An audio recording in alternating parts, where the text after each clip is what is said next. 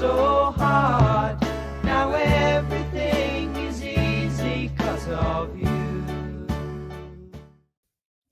Welcome, everybody. This is our podcast, Thoughts for Rent, Realtors Keeping It Real. And I am so excited with my co-host today, and we will get into that a little bit. I am Jenni McKenna. I'm the owner-broker of McKenna Property Management. And who is next to me today? Hi, Jenni. My name is Emily Ezel, and I'm the Director of Operations for the real estate team in McKenna Property Management, so the McKenna team at Keller Williams. I'm also Max Zerflu's executive assistant, and I've been a licensed realtor for 3 years. What I like to say is Emily keeps Max on track. Yep. So a lot of you guys have heard Max and I when we've done our podcast. Max is not here today because I wanted to have Emily here so that we could have our conversation about attending the Keller Williams family reunion that was in Las Vegas, and a couple takebacks, or actually the big takeback that you and I really liked a lot. Mm-hmm. So yeah, Emily she's being very humble. I am actually going to tell you a little bit more about Emily. Emily is so sharp. She is spot on. In fact, she made a video, which turned into one of my reels for Instagram yesterday with her creative mind. And she is just, I can't even tell you all the talents. And one of the things we found out a couple days ago is the McKenna team with Emily on it. Why don't you tell everybody what you were rewarded? I believe that we were ranked the 199th team in Nevada. So there's a lot of teams. Pretty darn amazing. So this last quarter, she is in the top 200 of every licensed real estate agent, commercial, residential, doesn't matter. Mm-hmm. And they got that award a couple days ago. Yeah. So congratulations. Thank you. I think I think Melinda checked yesterday, there's about like 16,000 licensees. So it was cool that Max and I got that. That right there just tells you how talented she is. Thank you. And I wanted to bring her on because I think Emily and I have this understanding of a lot of things that when we hear somebody, we gravitate to the same thing. We get excited about what we can do to bring it back into the business. Mm-hmm. I being in the property management world, Emily being in the sales and listing world. So, well, I say we dive right into it. Sure.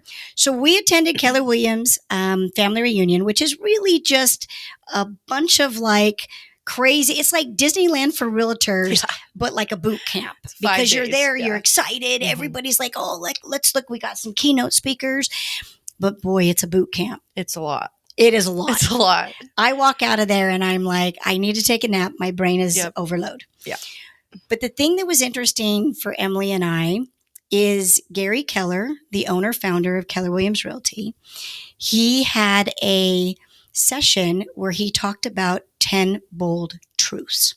Yeah. And I loved it. Me too. It was my favorite. So and we'll put this in our show notes. So we're only going to talk about a few of these. Yeah. But I am going to have all of the 10 bold truths in our show notes, and you can always reach out to us and we'll give you a copy of them. But why don't you start off, Emily, and tell everybody what these bold truths are? And I also wanted to add too, this was Jenni and I's first one together. Mm-hmm. I had been the previous year with Max, but I had never attended with Jenni. So after this 10 bold truths, what was it, seminar in the morning, like 8 a.m., we both were like, oh, this is awesome. So I'm just going to read them right off the page. So number 1, happiness is a choice. Number 2, life is an inside job. 3, what you focus on expands. 4, the path is in the math. 5, there is no try. 6, life is not fair. 7, you fail your way to success. 8, where belief lives, fear can't. 9, no one succeeds alone. And 10, love is always the answer. So he pretty much, Gary went through every single bold truth and kind of expanded on it, just because it doesn't really some of them don't make sense right off the paper, but it was really insightful. So what we decided to do was bring that back to the office and start doing Bold Truth Wednesday, where either Jenni, Max, or myself will talk about a bold truth, show a video, and we've been doing it since February, every Wednesday. And I like unpacking it on those Wednesdays because you can pick a video that kind of relates to it. You can use your own story, your own experience. Mm-hmm. But I think it really brings the team together. And we utilize it in our vocabulary. Yeah. So like when something happens and it really sucks, well, we go to the bold truth, which is life is not fair. Or you fail your way to success. Yeah. Or we could do the failure way to success. Usually they're complaining about something like, oh, somebody did this or somebody did that. And we always go, well, remember, life is not fair. Or happiness is a choice. They apply to like every situation, which is great. Emily is doing exactly what we do in the office. We really try and live by the bold truth so that we're all on this foundational road so that we can kind of remember to be just a better person and have a better outlook on life. So I know one of them is your favorite. It's number 4. Yeah. Number 4, the path is in the math. I had never heard that before until this family reunion. And the way he explained it, I'm very analytical. I need reasoning and I need something. I can't just, happiness is a choice. It's okay, whatever. I need reasoning. And so this is how he explained the path is in the math. It's very analytical, which it's easier to grasp. From the moment our alarm clock goes off in the morning until the next morning alarm goes off again, numbers and math play a key role in our lives. So what's a number? A number is a mathematical object used to count, measure, and label. It represents the quantity of something and is present in all areas of math. And what is math? Math is actually a language with 4 basic operations: add, subtract, multiply, and divide. Pretty simple. And then he expands on that. So numbers and math are not the same thing. Numbers are the building blocks of math. Math is needed in every step of our life. And fundamentally, there is no math without numbers. To live your best life, you must know your numbers. So when I heard that, it was kind of like, what are my numbers? If I want to operate at the highest that I can, what are my numbers that will contribute to the math that I'm trying to replicate, if that makes sense, Yeah. So what's one example that you went back to your life and you said, this is the number that I need for whatever it is that you wanted to accomplish? So pretty broad. I know from just growing up in school and work that I need to be in a good headspace and I need to have a good attitude in order to produce and to work. So recently, I know that that's my number. If I want to math, I need to make sure that my head is clear, that I'm in a good attitude. And I also need to know another number, what's going to set me off? What's going to put me in a bad attitude? And that's actually helped me with my positivity and looking at things differently, because I'm constantly reminding myself, okay, if I'm not here, I'm not going to elevate or I'm not going to produce. So let's fix that. And just breaking it down like that has really helped me. Other small things. Okay, I know a number. I know that I need to wake up earlier. I can't have 20 minutes to get to work. It's going to ruin my day. I'm not going to be able to produce. That's a number. So that's your alarm clock. Yep. That's a number. Yeah, straightforward things. And it's 20 minutes to get to work. So that's a number. So I'm starting to see here that throughout the day, Gary's not lying. This is a bold truth. And there is math in it, like the numbers, okay, your commute, how much this, but it's also a mentality too. What are your numbers going to be to produce math? Math is your best life. So again, my attitude, okay, I know I need to have a good attitude. That's my number. Math, I'm going to produce, That's really a good way to look at it. Yeah. I looked at it from the standpoint of in property management, there's a certain number that we had to have in our portfolio in order to pay all the bills. Yeah. So that's a number. Well, that number came from the number that it costs us to operate. So that's a number. So in my mind, I'm not as analytical as Emily and Max. I'm a gut feeling kind of girl. So I liked it from the standpoint of hit this number, you get this. Hit this number, you get this. But it's good to have that number. Like, you have your numbers of how many properties you want to get. We have our number, our goal that we set. And it's good to see that, the big numbers, and then taking a number off when you close a property. And it helps motivate and produce math. It's the path. It's the path of where you want to achieve. Well, I love that you like number 4. So one of my favorites, and I'll tell a little story, is the number 8. So number 8 is where belief lives, fear can't. So I decided many years ago, while I was running my first marathon ever, 26.2 miles, I'm at mile 3. I have my running buddies with me who happened to be Brian and Carolyn at the time. We were training for this, so we were all ran together. I looked over at Carolyn and Brian as I got my first photograph on the trail, and I said, "Hey guys, why don't we run a 50 miler sometime?" Oh Yeah, don't know why. I think I was probably in like Runner's high. runner's high, probably. And we got done. We accomplished the San Francisco Marathon. We all did it, and it was great. We got back, and Brian said, "Hey, remember that 50 miler thing you talked about? I think I'm interested in that. That's something I want to do." And I kid you not. In fact, I just got goosebumps because I remember when he said that to me, there was like my stomach just dropped like on a roller coaster. And I'm like, what? I almost died at 26. I mean, I didn't want to tell him as I crossed the line that I was like literally feeling like I was dead. I'm like, there's no way I can do 50. So what we did, and it's just amazing when you're around great people, and Carolyn and Brian were great people, still are great people. They said, "Jenni, don't be afraid. Let's just do it. Let's do the training. Let's get into it. Let's believe that we can do it. Every time we run a little longer, that's just going to reinforce your belief. And there is no fear. You're going to prepare for it, and there is no fear." And we did it. We accomplished it. Hardest thing I've ever done in my entire life. Yes, there were moments that I cried while I was running. Yes, I was putting Band-Aids all over my feet because feet were bleeding. I felt like a ballerina. Every part of my foot was bleeding. But when I accomplished it, and I'll never want to do it again, but when I accomplished it, that bold truth lives in me in every aspect of my life. You cannot allow fear into your life. You can't. Fear will stop anything that you want to accomplish. So the easiest thing to do is believe it. Yeah. And Gary explained too during family reunion, and it makes sense.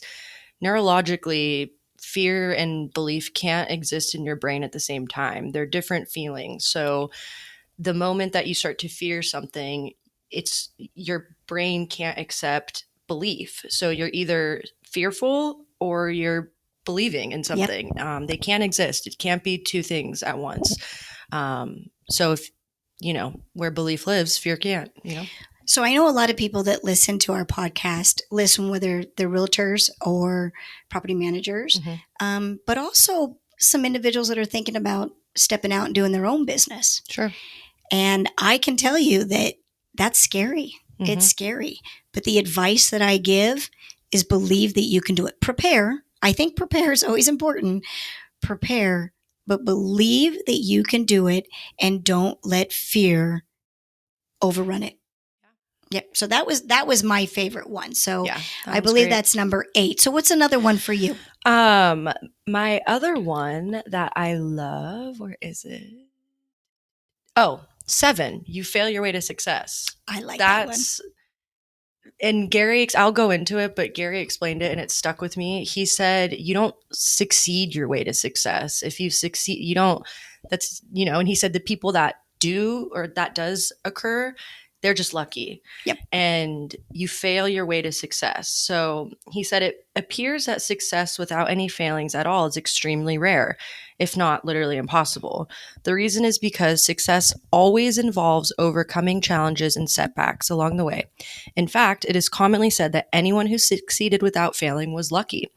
It would seem that the reason why there is a popular belief that says success never comes without failing is because, except for maybe that incredibly rare exception, any success at something is a combination of all the failings it took to get there. Amen.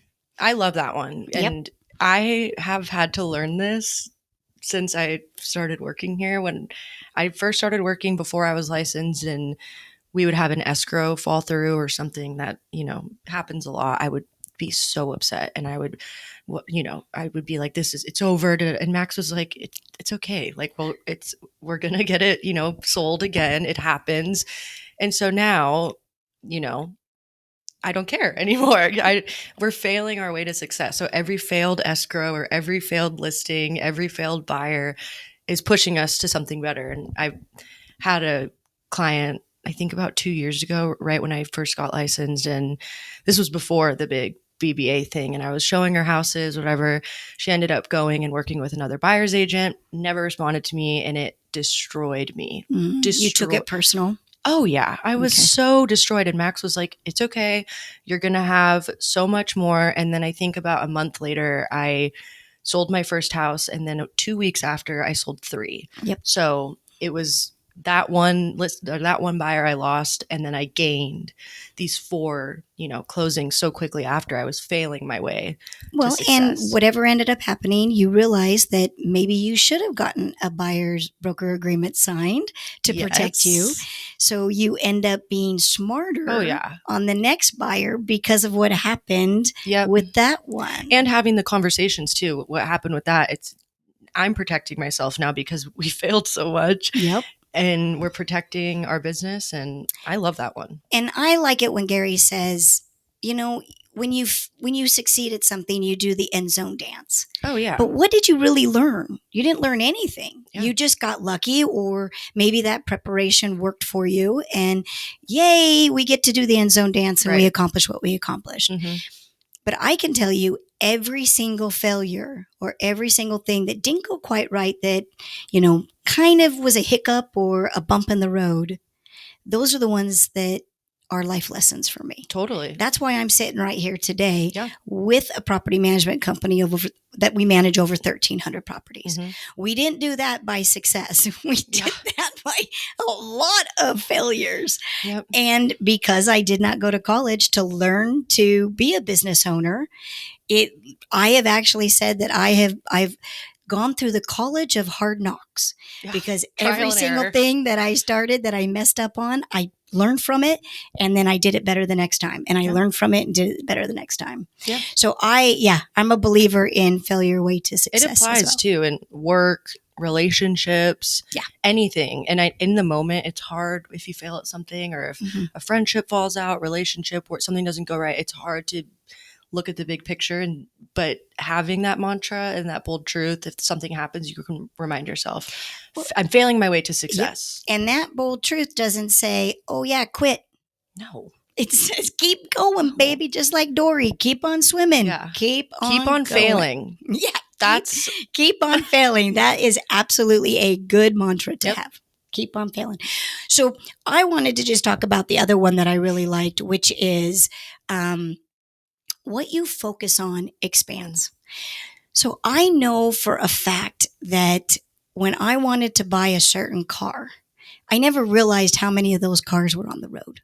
But then all of a sudden, when I had it on my mind and I was focusing on, is it good gas mileage? Does it, is it something that my family can fit into? All of those things, I swear, all of them were on the road. Mhm. I came home one day and I was like, "Max, can you believe how many of these cars are on the road?" And he's like, "Well, honey, I think they've always been on the road. You just are now seeing them." Yep. So that's an easy explanation of what you focus on expands. And that goes into your personal life, your friendship. It goes to the goals that you want to set. I actually wake up every day and I think in my head of exactly where I want to be in a year, Yep. where I want to be in 5 years, because what I'm focusing on will expand. And whatever needs to happen in my life, the people that need to come into my life, I personally believe that if you're focusing on it, it miraculously happens. Yep. Those people pop in at different times when you need them. You may not have been so open to it if you hadn't really been focusing on it. 100%. Yeah. So when Gary Keller talked about that, I was just like, he's so right. He's so right. So many times I went back in my life and I'm like, he's so right. Mhm. Now, it can go the other way too. Yeah. It can go, Negative. yeah. I have a couple really lovely people in my life, but I call them Eeyore, because they never focus on the good. They're always focusing on the bad. And this one wonderful person, I called them up and I had recommended a particular vendor to fix something in their house. And I wanted to find out if it turned out okay, because I recommended this person. They get on the phone and so I'm like, "Hey, how did that go?" "Oh, it was great." And I'm like, "Oh, wow, Yeah. Eeyore has turned the corner." And I'm like, "Okay, great." She said, "Yeah, everything went great. We fixed the leak. He was great. He was wonderful. Yeah, thank you for the recommendation." And I was about to say, "Oh, good," and hang up. But no. Now the focus on the negative happens. Well, this is probably not going to last very long because the other one only lasted 5 years. So I think this is only going to be a couple years. And I don't know if that guy's going to stay in business. I mean, there were a couple weird things that he said on the phone with his front office. It doesn't sound like they're 100%. And I'm thinking, how in heaven's name can you turn something that was such a good thing into such a focus of negative? And it's funny because this particular person, since I'm so close with them, everything goes bad for them. I'm not kidding. Well, because they're shifting in a negative way. So they're looking at the negative. Yes. So yes. Even if something good happens, it's still bad in their mind. And and it really, stuff does happen. Like if the tree branch is going to fall and hit anybody's house, it hits this person's house. Oh my goodness. If there's going to be a weird leak, and I really think that's because they focus on negative and therefore that's what happens. Well, you're attracting it. There you go. Because if you're not in the headspace, like my explanation of path is in the math. If I come to work and had a bad day yesterday and I'm going to be negative, I'm not going to be producing, everything's going to tick me off. But if I come in fired up and I'm focusing on growing our company, looking at our goals, I'm going to have better results. Like that's just path is in the math right there. Yep. Like I'm going to have results if I come to produce. And what you focus on expands. 100%. Yeah. So I love these bold truths. Emily and I are absolute believers in this. Mm-hmm. We will definitely put them all in the show notes below. We just kind of gave you our favorite. Yeah. They're all my favorite. I like all of them. They are great. And hopefully we'll have another podcast where we'll talk about some of the others too. Yep. And one of the tricks is bring it into your personal relationships. Bring it into your office. Get everybody on board with this. And then your vocabulary always goes to the bold truths. Sure. And that's one of the secrets that I got that, incorporate it fully into your life. It then becomes ingrained in your brain. Yep. Ingrained in your brain. I love that. Yeah. 10. Love is always Emily. the answer. If you're being hateful, that always pops into my brain. Love is always the answer. There you Point go. blank, it just becomes ritualistic kind of. Yep. Same with elevate. Yep. I'm sure you've talked about that too. Yeah. Exactly. Well, I loved having you as a co-host. Thank you, Jenni. And as always, we are so thankful and grateful that you guys listen to Thoughts for Rent, Realtors Keeping It Real. This is our episode. If there's anything that you would like us to talk about, feel free to notify us, get a hold of us, let us know. If you want to share this episode, we would love that and subscribe. So we'll catch you next time. And remember, real estate's about more than keys and contracts. Mm-hmm. It's about mindset, growth, and keeping it real. Couldn't have said it better. Thanks, Emily. Oh, there you go. Sound good? Okay, good. I'll pass over to Ireland. Here you go, Kim. Thanks, Pops.